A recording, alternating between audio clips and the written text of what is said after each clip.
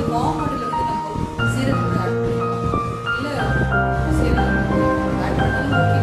So அதே மாதிரி நீங்கள் ஜஸ்ட் ஒரு எமர்ஜென்சி அவசரமாக ஜஸ்ட் ஒரு வார்ம் வாட்டர் சொன்னால் அதில் சீரகம் ஆட் பண்ணியும் நம்ம வந்து எடுத்துக்கலாம், இதில் தனியாகவும் எடுத்துக்கலாம்.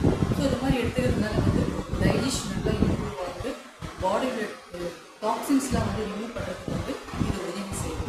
அது மட்டும் இல்லாமல் மலச்சிக்கலை வந்து இது வந்து தடுக்குது. ஸோ இவ்வளோ நன்மைகளை வந்து நமக்கு கொடுக்குது.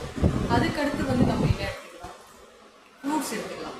ஸோ நம்ம அடுத்ததாக வந்து இன்கேஸ் வாட்டர் என்ன எடுத்துக்கலாம், ஃப்ரூட்ஸ்.